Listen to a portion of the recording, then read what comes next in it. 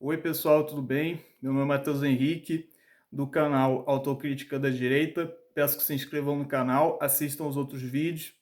E se por acaso os vídeos ficarem longos, eu recomendo que acelerem para 1.5 ou 1.75 vezes, que fica mais rápido e ainda dá para entender.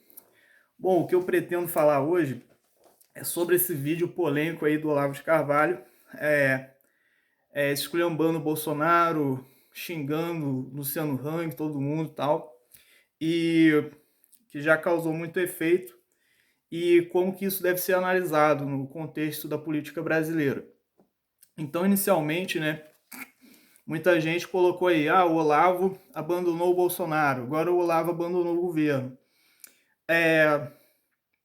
E, na verdade, o que aconteceu é que isso foi, assim, uma tentativa de dar um chacoalhão, né, de fazer o pessoal acordar para situações muito graves que estavam acontecendo na direita. Então não tem nada a ver a ideia de abandonar o governo nem nada. Se você vê, é uma situação que é como se o Olavo estivesse vendo um amigo, uma pessoa querida, fazendo muita merda, muita cagada, e ele estivesse falando, porra, fulano, eu te ajudei, eu fiz não sei o que por você e tal, e você fala isso, vai tomar no cu, que você é um merda, não sei o que, e começasse a discutir. Mas, na verdade, está discutindo porque é o bem da pessoa.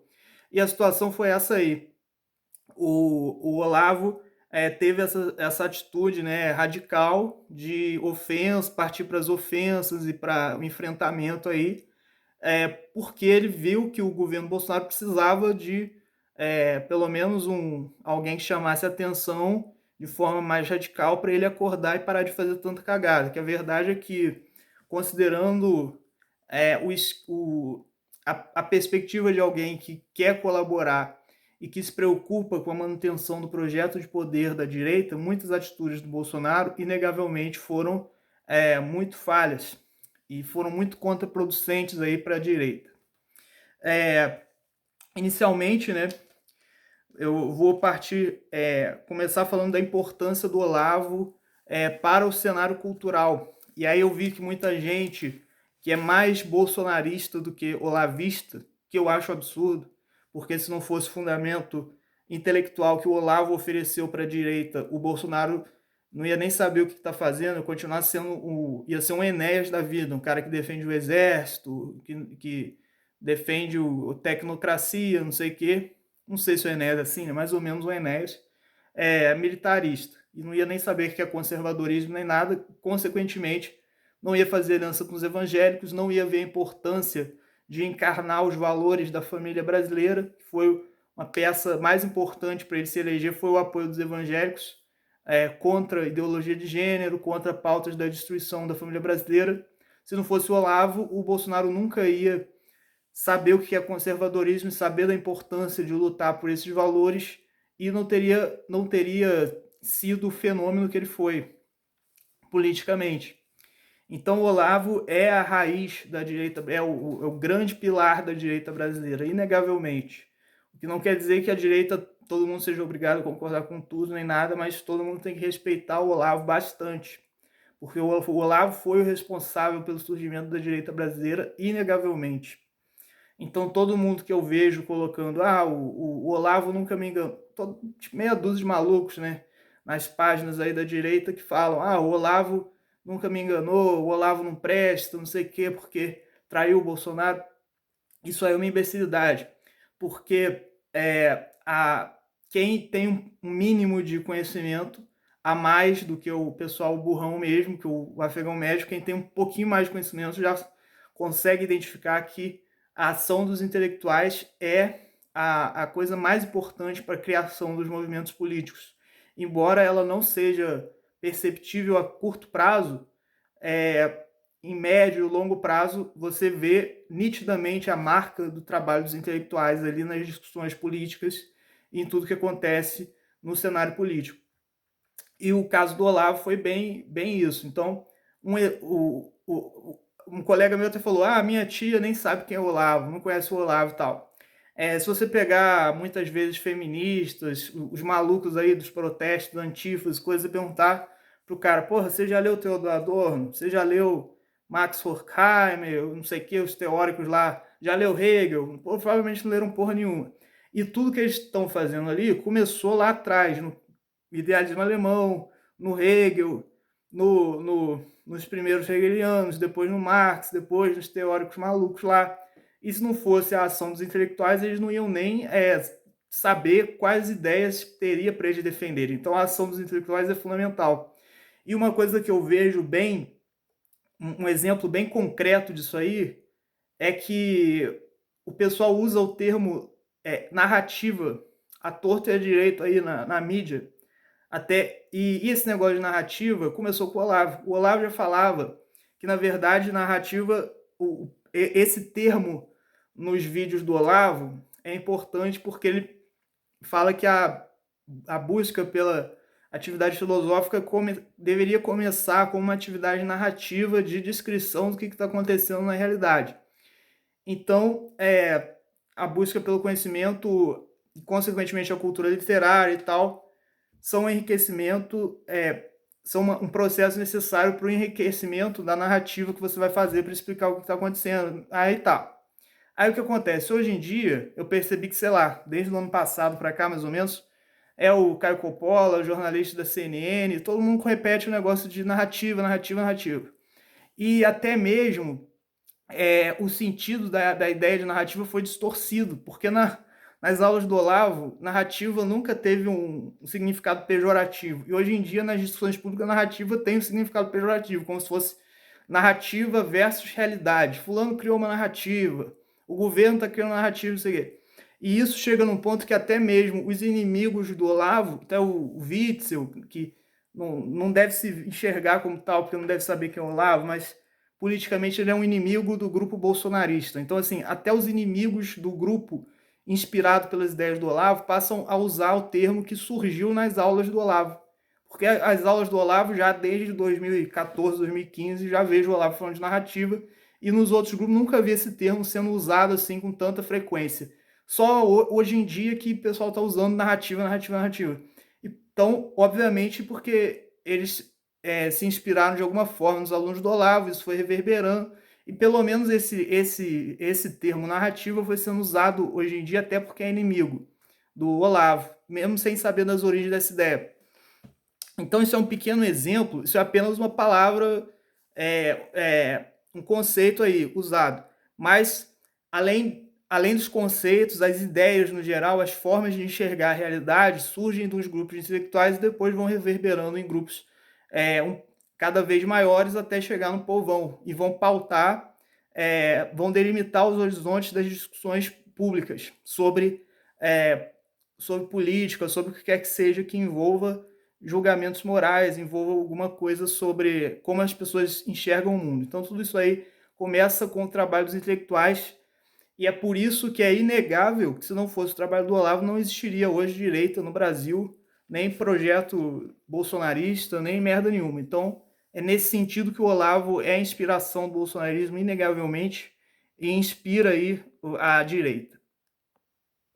E eu acredito que o Bolsonaro não tenha plena consciência de como funciona esse processo, porém, ele já demonstrou gratidão, já demonstrou reconhecer a importância do Olavo em declarações e tal, e já teve um jantar para homenagear o Olavo, não sei o quê. Então ele demonstrou que respeitava o Olavo. Com razão, né? Então, mesmo ele não tendo consciência de como funciona esse processo, já mostrou que respeitaria o Olavo. Então isso é a primeira premissa do raciocínio que eu quero colocar. Um presidente que deve a sua eleição e deve todos os elementos internos do discurso daquele grupo político que o elegeu e que constituiu aí a sua base de apoiadores, que reconhece que toda a existência desse tipo de discurso se deve a um intelectual e respeita esse intelectual. Temos esse cenário no Brasil, ou tínhamos, né, no início do governo. Então, tendo isso colocado, você percebe que é uma situação muito estranha, é uma situação incomum, um governo que gira em torno, que reconhece que as ideias que são inspiração para as suas políticas, as suas medidas, giram em torno do trabalho de um intelectual, que não procure exigir dos membros desse governo que tenham pelo menos alguma consciência dessas ideias, do teor dessas ideias e qual que é a linha a linha dos valores que o governo pretende defender. Então é muito estranho que num governo que reconheça isso, tenham participado figuras como o Santos Cruz, por exemplo. O Santos Cruz chegou a falar numa entrevista que o Olavo é um vigarista e que é um filho da puta, que engana as pessoas, não sei o quê. Então, olha que absurdo. O Santos Cruz só chegou no governo por causa do Olavo, porque foi o Olavo que veiculou na sociedade, pelos motivos que eu falei anteriormente, as ideias que permitiram o surgimento de um projeto de poder com viés conservador que tivesse chance de chegar no poder.